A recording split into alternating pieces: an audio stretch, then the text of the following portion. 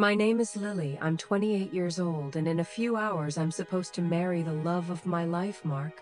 But as I look around my small, sun-filled apartment, fragrant with the scent of peonies, two of the most important people are missing. My parents. They aren't here to help me into my wedding dress. They won't be walking me down the aisle. Because right now, they're on a flight to Hawaii, on a vacation I paid for. They bailed on my wedding day, and the only thing they sent in their place was a carefully packaged insult. What they didn't know was that their cruel gift held a secret that would change everything forever. If you're watching this right now, drop a comment letting me know where you're viewing from. Before I tell you about this life-altering decision, hit like and subscribe to hear more real stories about family boundaries and the power of standing up for yourself, stories that might just change how you see your own relationships. To understand their unbelievable choice, you have to understand my family. I grew up in a home where love was conditional and the spotlight was never shared equally. I have a younger brother, Alex, who is 2 years my junior. And in the eyes of my parents, David and Sarah, Alex was the sun, and I was just a planet in his orbit. I was the responsible one. I was the straight-A student, the one who worked a part-time job all through high school to buy my first car, the one who put herself through community college for floral design. My path wasn't flashy, but it was mine, built with my own 2 hands. Alex, on the other hand, was another story. He was the golden child, blessed with charm but cursed with a lack of follow-through.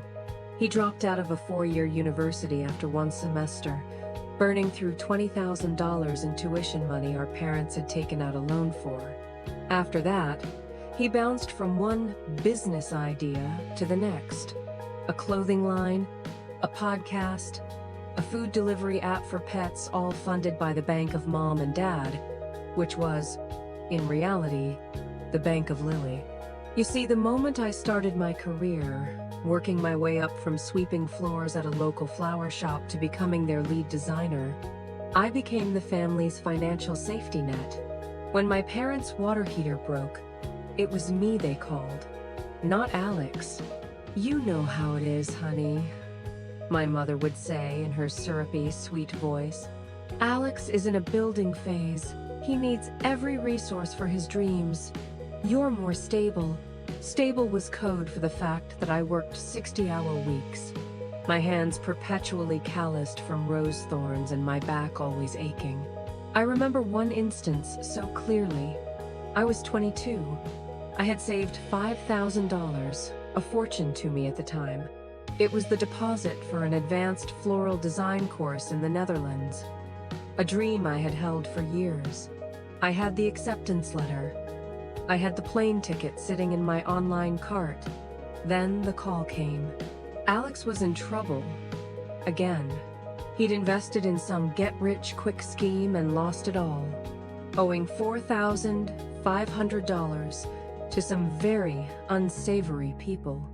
My father called me, his voice laced with panic. "We have no choice, Lily. He's in danger." They didn't ask. They expected.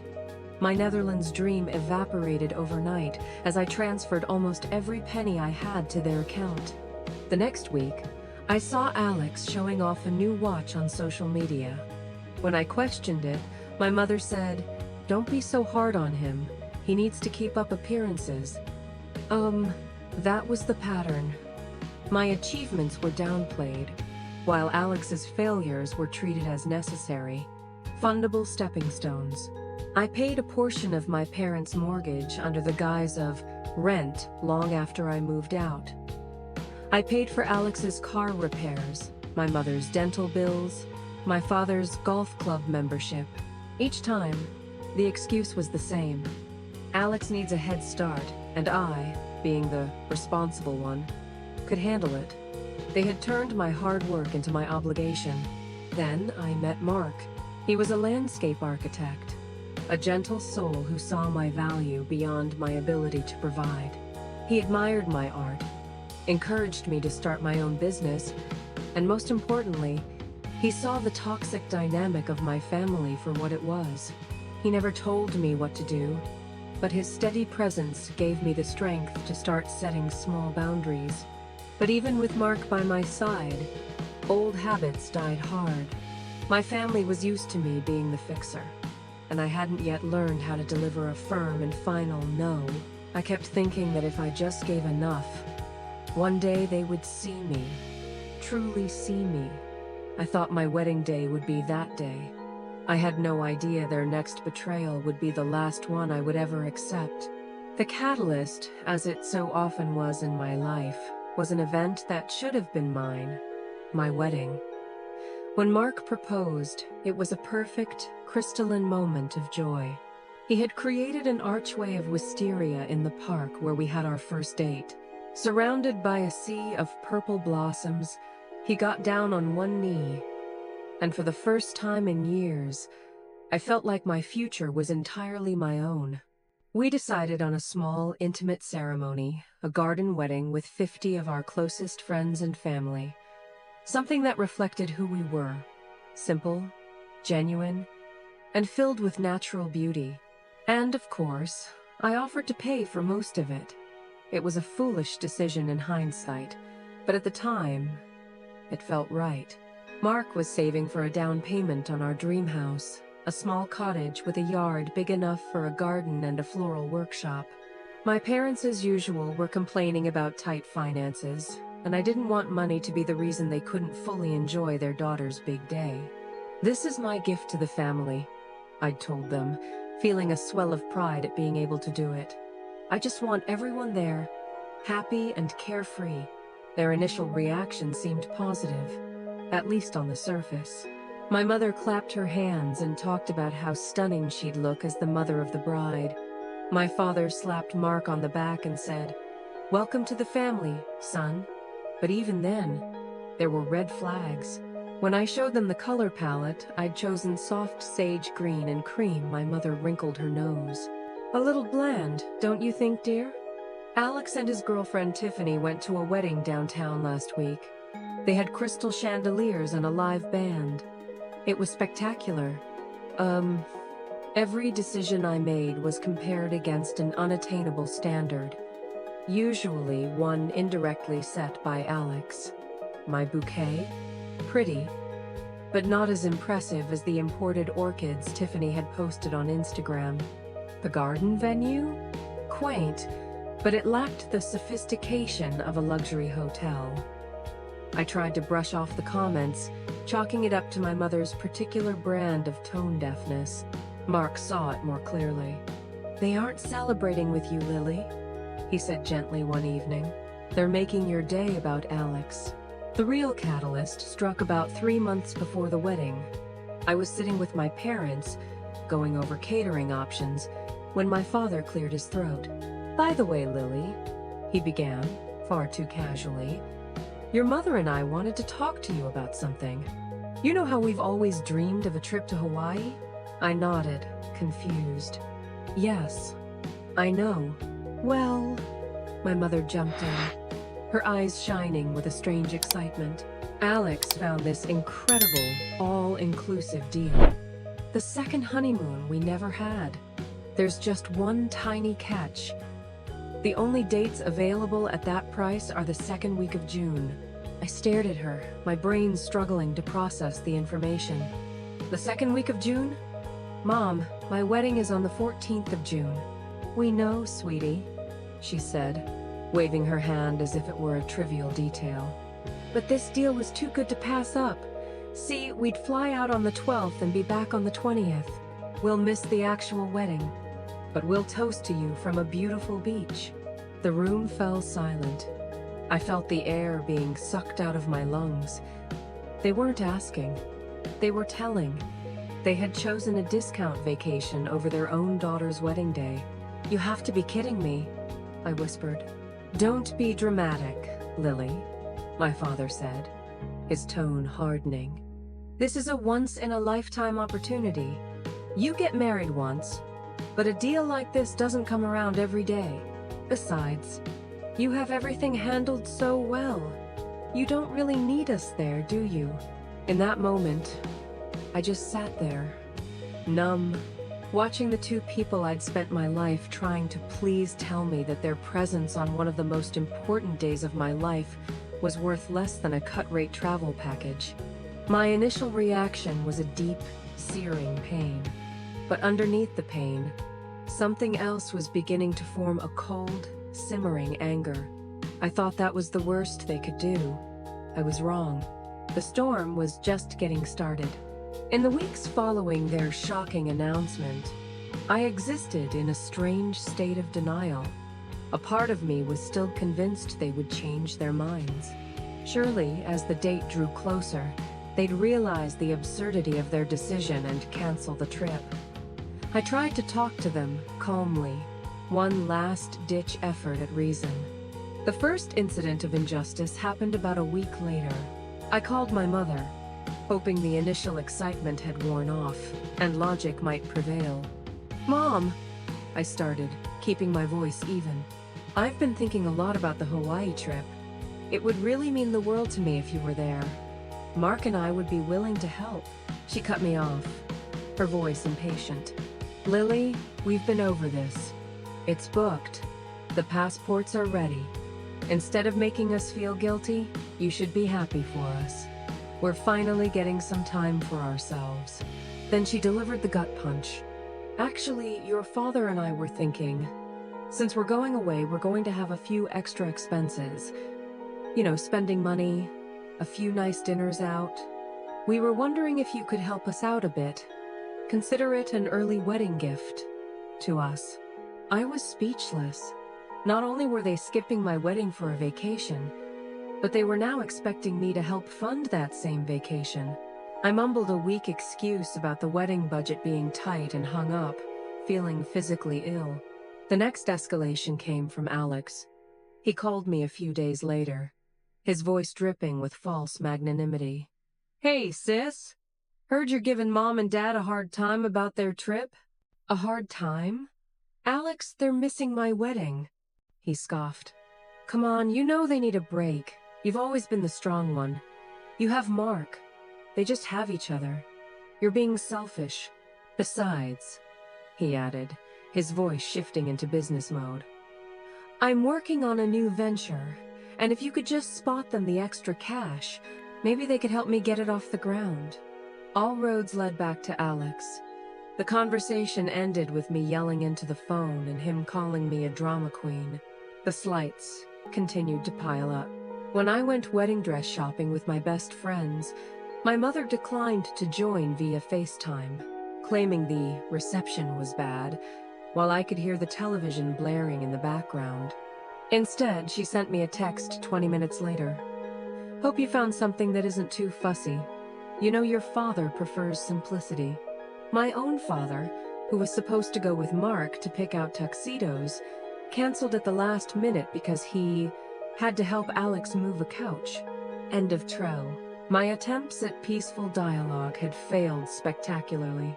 Every time I tried to express my hurt, I was labeled oversensitive or ungrateful. "After everything we've done for you," my father said during one tense phone call, "you have the nerve to complain about one little vacation. Do you have any idea how much Alex has had to sacrifice?" I almost laughed. The only sacrifice Alex had ever made was deciding which of my paychecks to spend first. The outside voice of reason came from my best friend, Chloe. She had watched the whole saga unfold with growing outrage. One evening, as we sat in my apartment, hand-addressing invitations, I finally broke down. "Maybe they're right," I sobbed. "Maybe I am being too demanding. It's just one day." Chloe put down her pen, turned to me, and took my hands. Her expression was fierce. "Lily, stop it. Don't you dare do that to yourself. This isn't just one day. This is your wedding day. A day you have worked your tail off for. A day you paid for so they could attend, stress-free. And they chose a timeshare presentation in Maui instead. They aren't just absent. They are intentionally trivializing you. They have done this your entire life, and you deserve better." Hearing it said out loud, so bluntly, with no excuses or soft pedaling, was like a lightning strike. She was right. This wasn't a misunderstanding. This was the culmination of a decade-long pattern. I was the giver, the enabler, the responsible one, and my reward was an empty space where my parents should be. The final incident, the true last straw, occurred the night before my wedding. I had hoped, foolishly, for a phone call, a text, something. Instead, I got an email from my mother. The subject line read, "A few tips for tomorrow." Inside was not a message of love or well wishes. It was a list of instructions. Remember to make sure Alex and Tiffany get the best seats. Don't forget to thank us in your speech for giving you such a great start in life. And try not to cry too much. It ruins your makeup. Not a single word about wishing they could be there. Not a single apology. Just directives, as if I were an employee managing an event for them. And at the bottom of the email, an almost afterthought PS, we mailed your wedding gift. It should arrive tomorrow. Try not to spend it all in one place. That line, with its petty, condescending humor, shattered something inside me. The thin thread of hope I'd been clinging to that maybe I was misreading everything snapped. They weren't just absent, they were mocking their absence. I stared at the screen, and my sadness began to harden into something else. Something sharper and colder. It was resolve. My wedding day arrived with a cruelly beautiful blue sky. The world outside my window seemed oblivious to the hollow space in my chest. Mark arrived early with coffee and a grounding smile, pushing some of the darkness away. "Today is about us," he said, holding me close. "Just us." And I tried to believe him. The ceremony was beautiful, a painful contrast to my emotional turmoil. Chloe and my best friends rallied around me, a protective barrier of love and support. Mark's older brother stepped in to walk me down the aisle, a kindness that brought a lump to my throat. As I stood opposite Mark under an arch of roses I had designed myself, I focused on him, on our vows, on the future we were building. In those moments, my parents' absence was a distant hum, but it never fully went away. During the reception, as people laughed and danced, I caught myself glancing at the two empty chairs at the head table. A guest, a distant relative who didn't know the story, asked, "Where are the bride's parents?" I had to smile and lie through my teeth. They weren't feeling well, but they send their love. The words tasted like ash in my mouth. The unacceptable act arrived midway through the reception. Chloe approached me, her face a mask of concern. "Lily, a package was just delivered for you. The courier said it was specifically for delivery today." My heart sank. The gift. We took it to a small room off the garden. It was a plain brown cardboard box, sloppily taped shut. My name was scrawled across it in my mother's handwriting. "Do you want me to stay?" Chloe asked. I shook my head. I had to do this alone. With trembling hands, I opened the box. Inside, there was no silver serving set or crystal picture frame. Inside was a jumble of my childhood. A few old dolls, their clothes tattered. A stack of report cards, all straight A's. And on top, a card. I opened it. My mother's handwriting sprawled across the cheap floral print. "Dearest Lily, we thought on your wedding day, you should be reminded of all that you already have. We gave you a home and a foundation. Instead of a gift you wouldn't use, we decided to give you back some of your memories. These were taking up too much space in the garage. Happy wedding. Love, Mom and Dad." Every ounce of air left my body. This wasn't a gift. It was a clean-out. They had packaged my childhood like junk and sent it as a substitute for their presence. It was the ultimate act of dismissal. A clear message. Even the memory of you is a burden. I dug through the box, my eyes stinging. Underneath the dolls was a stack of small, outdated passbook savings books from the 90 seconds, the kind banks gave to kids. My name was on each one. The balances were negligible: $12.50, $30, birthday money and allowance. I had been so proud to deposit. They hadn't even bothered to throw them away properly. They had sent them to me as a reminder of how little I started with, the implication being that I owed them everything. That was the aha moment. The hurt vanished, and the anger receded. In its place was a cold clarity. There were no more excuses to be made, no more hope for a change. They weren't just thoughtless, they were intentionally cruel. They had tried to make me feel small on the one day I was supposed to feel cherished. They had failed. As I stared at those worthless passbooks, I didn't feel small. I felt a fire ignite. They thought this was a joke, an insult. They thought they had sent me a box of trash. I had no idea that hidden inside that box of painful memories was the very secret that would not only change my life, but give me the power to rewrite the entire story. I didn't tell anyone about the box. I tucked it into the back of a closet in our apartment, a tangible reminder of the fracture. Mark and I took a short honeymoon to a cabin in the mountains, a needed respite from the family drama. But even there, the box loomed in the back of my mind, an unresolved chord.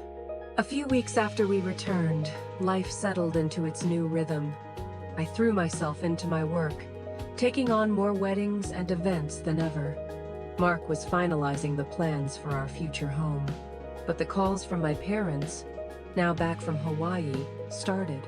They were filled with boasts about their trip and probing questions about how the wedding went, as if they'd simply missed a casual dinner party. They never once asked about the gift. One rainy Saturday evening, while Mark was working late, I found myself drawn to the box. I needed to confront it. I pulled it out and sat on the floor, sifting through the wreckage of my youth. The sting was still there, but it was now mixed with a sense of detachment. I looked through the report cards, the dolls. Then I picked up the stack of savings passbooks. I flipped through them, a sad smile on my face. I remembered how proud I'd been to hand the teller my $5 in allowance to be deposited. I was on the last one, a teal-covered book, when something slipped out from between the pages and fluttered onto the carpet. It was a small, folded piece of paper, a lottery ticket. I picked it up.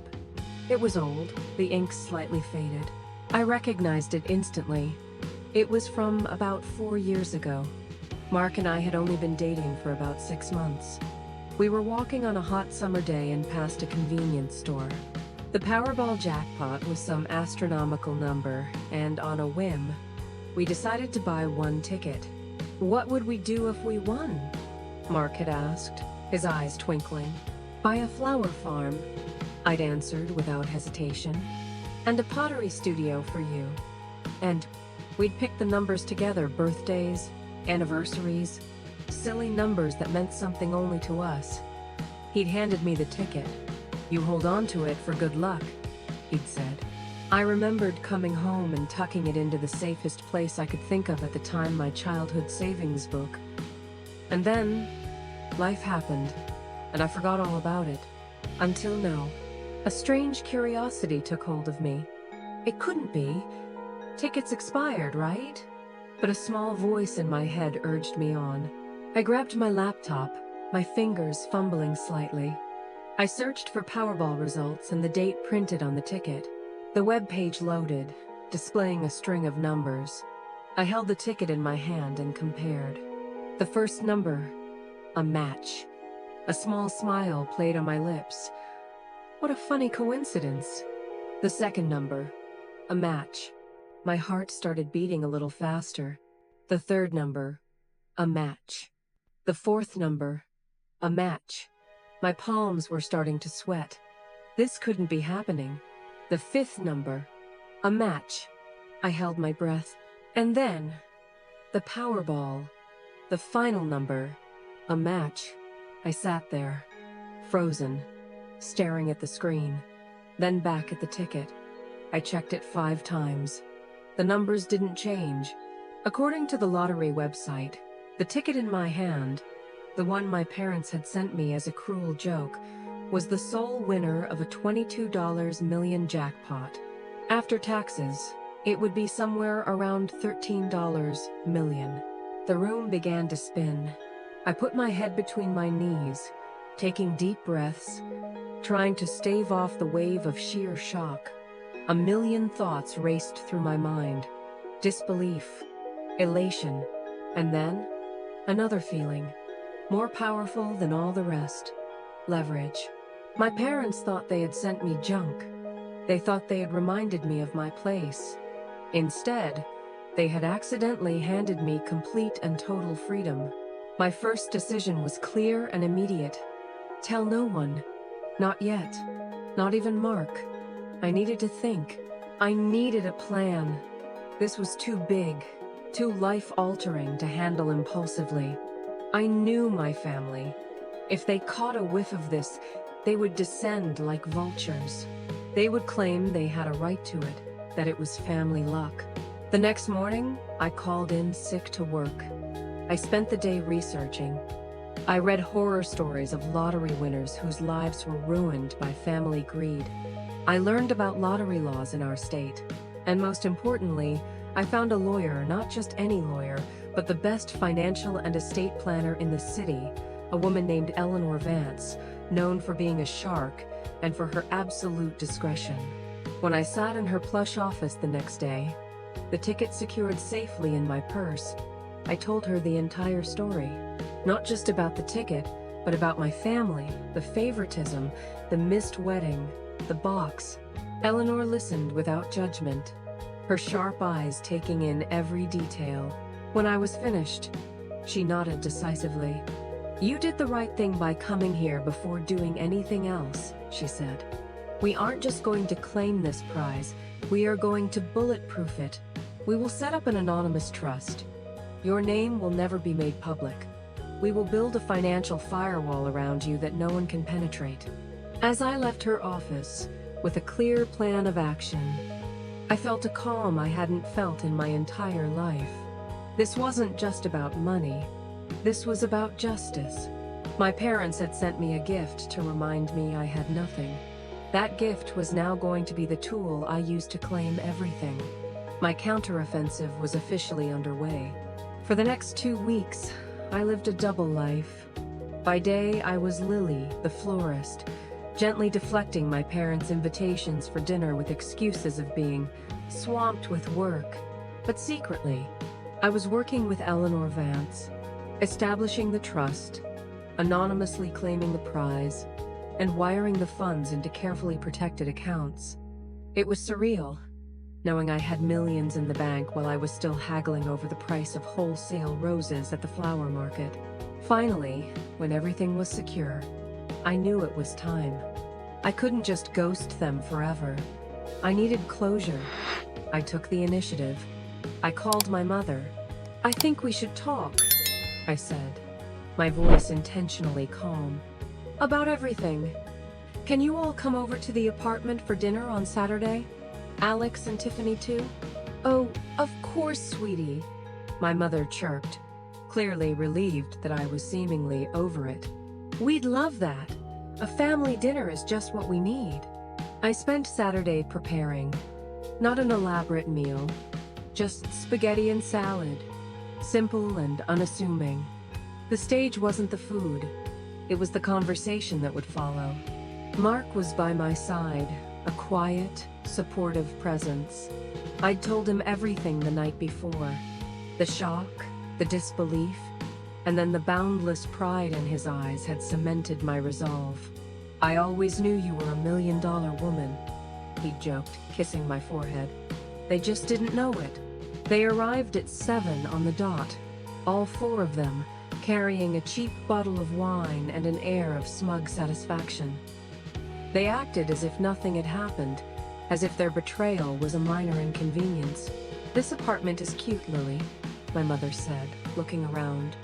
"But a little small for 2 people, isn't it? Maybe it's time to think about an upgrade." Dinner was a masterclass in strained civility. They talked about Hawaii. They talked about Tiffany's wealthy friends. Alex talked about his newest venture, a plan to import rare coffee beans, and hinted broadly that he'd need seed capital. All through the meal, I was quiet, nodding and smiling. My silence seemed to unnerve them. They were used to me reacting, arguing, or conceding. This calm was new. After we'd eaten, while the plates were still on the table, I cleared my throat. "I'm glad you all came. There's something I wanted to discuss." My father leaned back, patting his stomach. "If this is about the Hawaii trip, Lily, I really think it's time you let it go." "No," I said softly. "It's not about that. It's about your wedding gift, actually." My mother beamed. "Oh, that!" I know it was a bit unconventional, but I thought it was so sentimental. A trip down memory lane. "It was," I said. My eyes locked on hers. It really was a trip down memory lane. It reminded me of a lot of things. I got up and went to the sideboard where I'd placed the box. I set it in the middle of the dining table. "It's right here," Alex scoffed. "You actually kept that box of junk?" "As it turns out," I said, opening the lid. It wasn't junk. I ignored the dolls and papers and retrieved the teal-covered savings passbook. "Inside here," I said, was something I'd forgotten about. I pulled out the lottery ticket and placed it on the table. The four of them stared at it, confused. "It's an old lottery ticket," my father said, impatient. "So what?" "So what?" I said, my voice still perfectly even, "is that this ticket, purchased 4 years ago, was the winner of the Powerball jackpot. The ticket you sent me in a box of what you considered worthless trash. The ticket you accidentally sent me as a wedding gift." Silence. You could have heard a pin drop. Their faces cycled through confusion to disbelief. Tiffany was the first to speak. "Wait, are you being serious?" "Completely serious," I said. I pulled another piece of paper from my pocket. It was a copy of the official validation from the state lottery office. The prize was $22 million. Chows erupted. My mother gasped, a hand flying to her mouth. My father lunged forward, trying to snatch the paper. Mark gently put a hand on his arm, stopping him. "That's impossible," my father sputtered. "Unbelievable," Alex shouted, his eyes lighting up with pure, uncut greed. "We're rich! We're rich!" And then I delivered the final blow. "No," I said, and the room fell silent again. "We aren't rich. Mark and I are." "What do you mean?" my mother whispered, panic beginning to dawn on her face. "It's family luck. We sent it to you. Without us, you never would have found it." "You're right," I conceded. "Without your cruelty, I never would have found it. You tried to send me a message that I was worthless, that my memories were a burden. Instead, you gave me my freedom. This ticket is legally my property. It has been claimed by an anonymous trust set up by my attorney. The money is protected. It is untouchable. You can't do this," my father roared, his face turning a deep shade of crimson. "We're your family. We raised you. You owe us." "Owe you?" I asked, and for the first time my voice rose with the force of years of suppressed resentment. "I have already paid you. I paid you with my dream of studying abroad. I paid you with my savings year after year. I paid for Alex's car, for Mom's bills, for your mortgage. I paid by funding my own wedding that you didn't even bother to attend. The debt is paid in full." I stood up, Mark rising with me. "Dinner is over. I want you all out of my home, now." "Lily, please," my mother sobbed, the crocodile tears beginning to flow. "Don't do this to us." "Do what? Set a boundary? Protect my own future? This isn't something I'm doing to you," I said, my voice ice cold. "This is something you did to yourselves. You gambled your daughter's love for a vacation in Hawaii, and you lost." End quote. They left, not in a storm of angry shouting, but in a stunned, defeated silence. As I closed the door behind them, I didn't feel triumphant. I didn't feel smug. I just felt an overwhelming sense of relief, as if a weight I'd been carrying my whole life had finally been lifted from my shoulders. I was free. The silence in the apartment after they left was heavy, but it was no longer the silence of tension. It was the silence of closure. Mark wrapped his arms around me from behind, resting his chin on my shoulder. "I am so proud of you," he whispered. I leaned back against him, finally letting myself tremble. The adrenaline of the confrontation was wearing off. The departure wasn't just them walking out my door. It was a profound psychological shift. That night, for the first time in months, I slept deeply, dreamlessly. When I woke up, the sun was streaming through the window, and I felt light. The burden of their expectations, of trying to earn their approval, was gone. The next few days were a whirlwind of change. The first thing we did was leave that tiny apartment. With Eleanor's help and a discreet real estate agent, we found it the house we'd been dreaming of. It wasn't a massive mansion. It was a charming craftsman-style home on the outskirts of the city, sitting on 2 acres of land. It had an old, neglected greenhouse just waiting to be brought back to life, and a large barn perfect for a design studio. We paid in cash. Starting over was exhilarating. We didn't buy flashy cars or designer clothes. Instead, we invested in our dreams. I officially launched my own floral design company, the Gilded Lily. Mark left his corporate architecture firm to start a landscape design business focusing on sustainable, native gardens. We were partners in every sense of the word, working side by side, building something beautiful and our own. The feeling of freedom was indescribable. It was being able to buy the highest quality flowers without checking my bank account.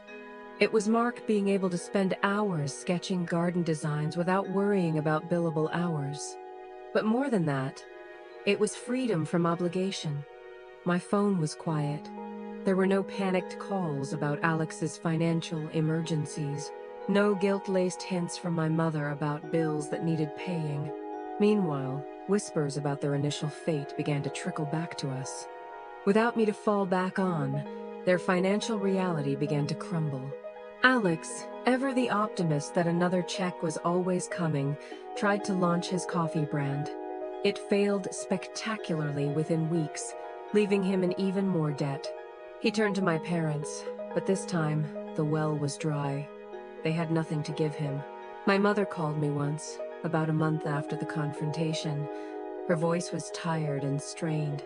"Alex is in real trouble, Lily. He might lose his apartment." She paused, waiting for my familiar offer of help. It never came. "I'm sorry to hear that, Mom," I said, my voice kind but firm. "I hope he figures it out." The stunned silence on the other end of the line was deafening. It was the first time I had said no without an explanation or an apology. It was the sound of a new boundary being forged. We heard they had to dip into their retirement savings to bail Alex out. The resentment in their household, we were told, was palpable. The house built on my sacrifices was beginning to crack now that its foundation had been removed. I took no joy in it, but I felt no guilt either. These were the consequences of their own choices, a reality they had never been forced to face until now. We were too busy building our new life, planting the seeds of a future we were growing ourselves. 1 year later, as I stood in my restored greenhouse, surrounded by rows of Phalaenopsis orchids and heritage roses, my life was nearly unrecognizable. The air was thick with the scent of damp earth and blooming flowers. The Gilded Lily had become more than a success. It was one of the most sought-after floral design studios in the region, known for its artistic installations and homegrown blooms. I was no longer just a florist. I was an artist, respected and recognized for my talent. Mark and I had turned the property into a home. His gardens were thriving, and his firm was becoming a leader in sustainable design. But our greatest accomplishment was the peace we had built. Our evenings were no longer punctuated by manufactured crises. We ate dinner on our porch, watching the sun set over our flower fields, talking about our days and our dreams for the future. We had also started a new project, one close to my heart. We established the Lily and Mark Foundation, a small charity that provides scholarships to talented young students in horticulture and design who might not otherwise have the chance to pursue their passion. It was our way of turning our incredible luck into something meaningful and lasting. The fate of my family, as I heard through the grapevine of distant relatives, was a cautionary tale. The loss of my income had set off a chain reaction. My parents, after draining their savings to rescue Alex from his latest financial disaster, were faced with their own harsh reality. They had sold my childhood home, the one I had helped pay for over the years, and downsized to a much smaller condo. The financial strain had exposed cracks in their marriage that my money had long since plastered over. Alex never found his footing. Without the constant bailouts, his grand business ideas imploded. He was working a commission-based sales job, struggling to make his bills. His relationship with Tiffany had ended shortly after it became clear there would be no windfall from his rich sister. Reality had been a harsh teacher. About 6 months ago, I received a letter. It was from my mother. It wasn't a request. It was an apology. A real one, clumsy and painful. She wrote about how wrong she had been, how she had taken me for granted. She acknowledged her favoritism toward Alex and her blindness to my hard work and sacrifice. She wrote that seeing me happy and successful from a distance had made her realize what she'd lost.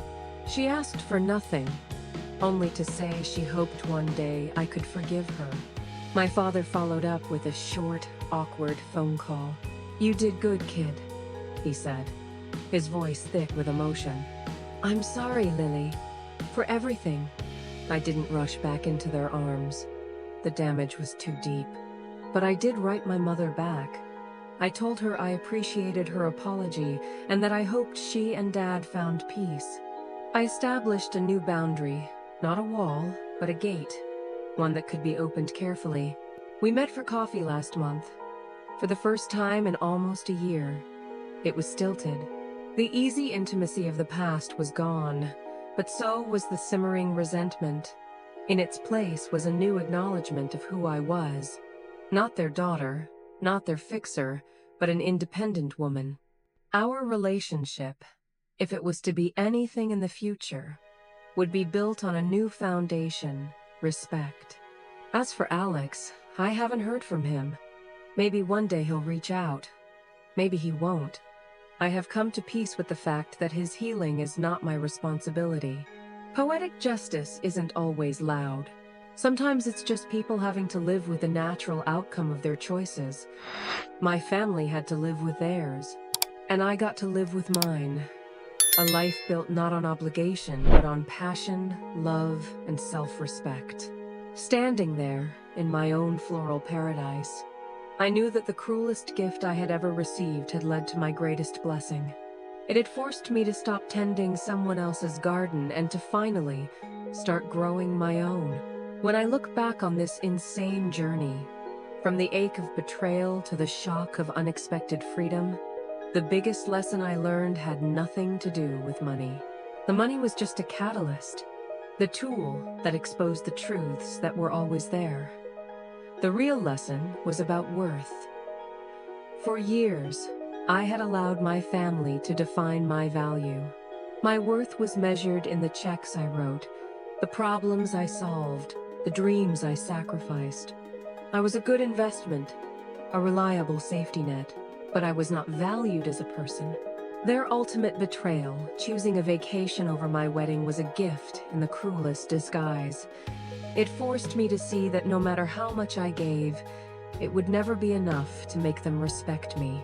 Respect isn't bought, it has to be demanded. And sometimes the only way to demand it is to walk away.